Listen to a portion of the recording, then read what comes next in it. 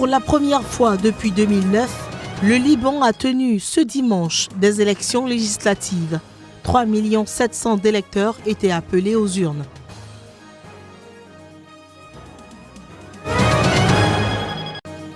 Première édition de la mobilisation civique dénommée Cleaning Day.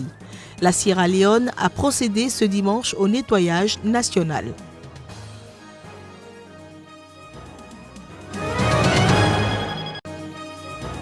Les violences en Centrafrique ne laissent pas insensible le souverain pontife.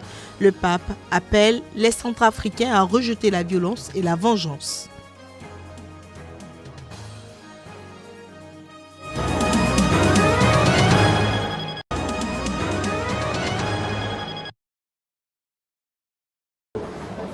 Aux premières heures de dimanche, des files s'étaient déjà formées dans la capitale Beyrouth devant plusieurs bureaux de vote, dans une atmosphère détendue.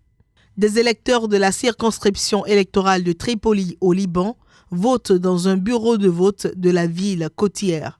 Quelques 597 candidats répartis en 77 listes seront en lice pour des législatives organisées pour la première fois selon un mode de scrutin proportionnel. Il s'agit d'un scrutin juste et équitable et l'ambiance est bonne. Il y a beaucoup de travail sur le terrain et de bonnes nouvelles initiatives. Chacun a le droit de voter pour celui qu'il veut. Ces élections sont justes. Le Parlement, composé de 128 députés, devrait être dominé par les partis traditionnels, parmi lesquels le puissant Hezbollah chiite, un allié de la Syrie et de l'Iran, qui pourrait renforcer son emprise sur la vie politique. Entre 20 000 et 30 000 policiers et soldats ont été déployés pour sécuriser le vote. Les dernières législatives au Liban remontent à 2009. Le Parlement avait prolongé à 3 reprises son mandat, invoquant notamment des risques sécuritaires liés au débordement de la guerre en Syrie.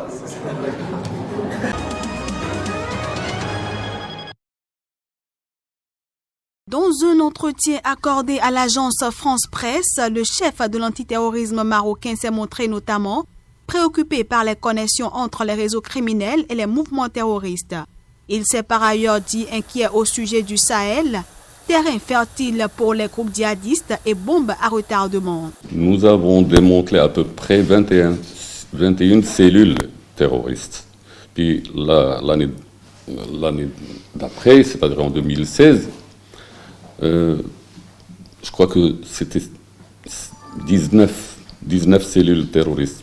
Puis par la suite, l'année 2017, 9 cellules terroristes. 302 personnes qui sont déjà revenues et qui ont été interpellées par le Bureau central d'investigation judiciaire et présentées devant la justice. Mais je peux vous dire une chose, c'est que pas uniquement le Bureau central qui a présenté ces gens-là, mais il y a d'autres services de police judiciaire au Maroc qui ont présenté des revenants des foyers de détention. Je crois que les statistiques ils sont à 200 et quelques personnes. Grâce à nos services et aux professionnels de nos services de renseignement, des attentats ont été déjoués dans plusieurs pays occidentaux. Je donnerai comme exemple la France, la Belgique, l'Allemagne, l'Angleterre, le Danemark, l'Italie, l'Espagne. Avec l'Espagne même, on mène des actions conjointement. Au Maroc, pays meurtri par des attaques islamistes en 2003 à Casablanca, qui a fait 33 morts, et à Marrakech en 2011, qui a fait 17 morts, l'approche sécuritaire s'est doublée d'une vaste réforme du champ religieux et cette approche basée sur l'encadrement religieux est importante.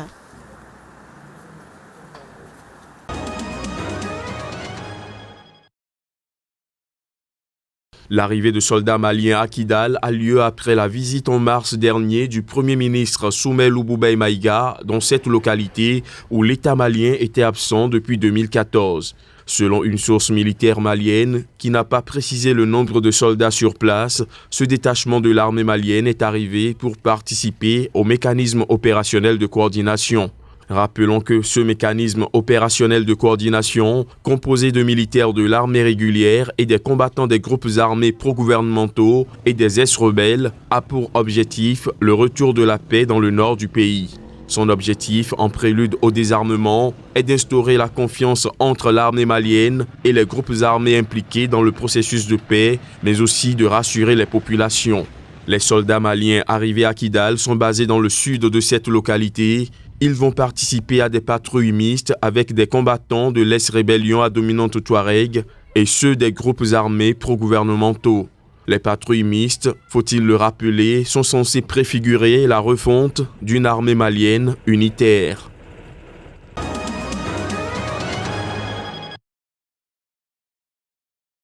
Le président du Faso, Roch Kaboré, en installant les membres de la toute nouvelle institution, veut s'inscrire dans une nouvelle approche. Face aux multiples revendications des travailleurs et des syndicats, le Haut Conseil du dialogue social qui regroupe l'État, le privé et les syndicats. Une institution tripartite donc, créée selon le président du Faso pour régler et prévenir les conflits sociaux du monde du travail. Je crois que l'expérience des uns et des autres doivent nous amener de part et d'autre à savoir quelles raisons garder et certainement à travailler ensemble tout en améliorant certainement les conditions de travail et de vie des travailleurs, à tenir compte aussi de l'intérêt national, c'est-à-dire l'intérêt de tous les Burkinabés. Quand c'est l'État et les syndicats, il y a toujours des suspicions, il y a toujours des doutes. Et je crois que peut-être ce cadre va permettre un peu de stabiliser la confiance qui doit exister entre les parties qui sont en discussion.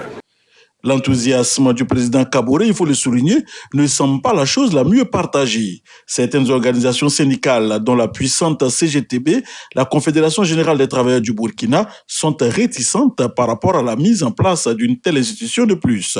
Qu'à cela ne tienne, le président Kaboré a exhorté les membres du Haut Conseil du dialogue social à trouver les solutions idoines pour l'apaisement du climat social au Burkina Faso.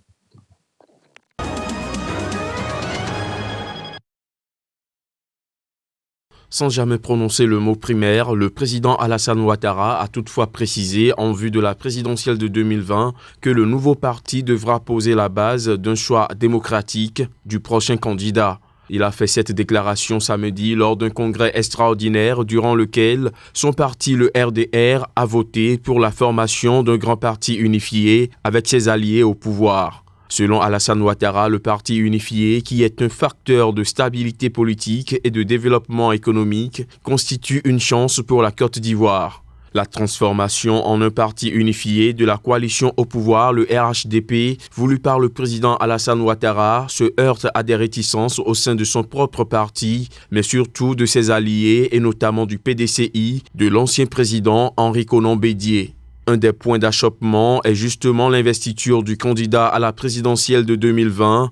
Une partie des membres du PDCI estime que cette investiture revient de droit à leur formation politique pour avoir soutenu celle du RDR lors des 2 dernières présidentielles. Le président de l'Assemblée nationale, Guillaume Soro, qui était en froid avec le parti et n'avait pas été invité à son dernier congrès, était présent.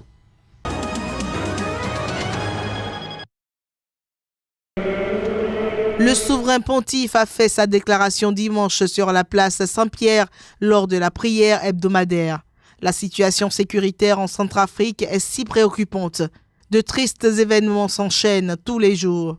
Vendredi, c'est l'aide de camp de l'ambassadeur du Soudan en Centrafrique qui a été abattue à Bangui. Mardi, au moins 24 personnes avaient été tuées et 170 blessées à Bangui lors des affrontements. Tellement de morts, parmi lesquels un prêtre tué dans l'attaque d'une église le 1er mai à Bangui. Ces violences font craindre une résurgence d'affrontements intercommunautaires à grande échelle, à l'image de ceux de 2013-2014. Le pape se dit meurtri et invite à prier pour la population de la République centrafricaine, un pays qu'il dit avoir eu la joie de visiter en novembre 2015 et qu'il porte dans son cœur. Le pape François a ensuite prié pour que tous disent non à la violence et à la vengeance, afin de construire ensemble la paix.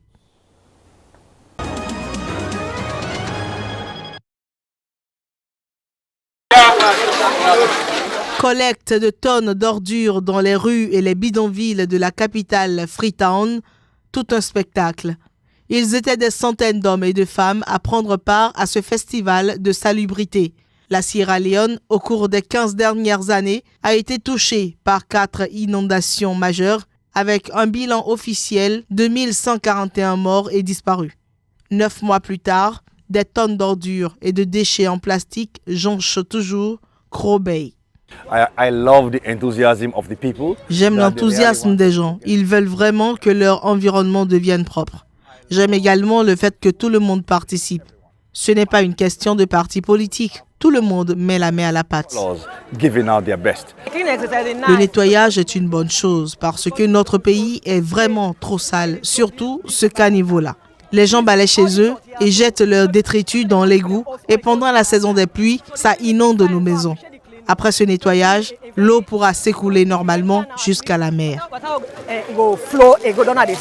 Élu le 9 avril face aux candidats du parti au pouvoir sur un programme prônant la discipline, Maada Bio a entre autres rétabli au nom de la salubrité du pays le Cleaning Day. Pour sa première édition, le grand nettoyage qui devait durer 5 heures en a plutôt duré 7, tant les amas d'ordures étaient importants.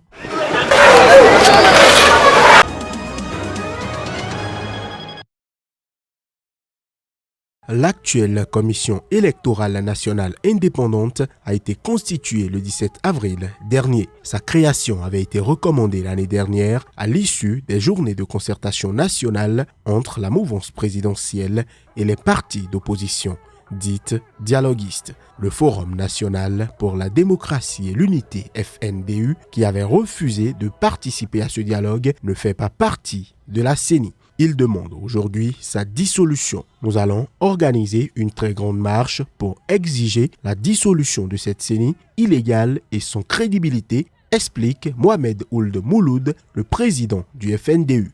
Notre recours est très solide parce que la loi n'a pas été respectée. Face aux exigences du FNDU, Boydiel Ould Oumed, président du parti Elviam de l'opposition dialoguiste, invite à une lecture des tests. Nos camarades doivent prendre la précaution de lire le test. La CENI ne peut ni être dissoute par l'opposition dialoguiste, ni par la majorité, ni par le président de la République. Elle ne peut être dissoute que s'il y a consensus entre la majorité et l'opposition. Et ensuite, le président, par décret, accepte ce que nous avons proposé. Dans le camp de la majorité présidentielle, on se dit déterminé à œuvrer pour la tenue dans les délais des 3 rendez-vous électoraux à partir de l'automne prochain.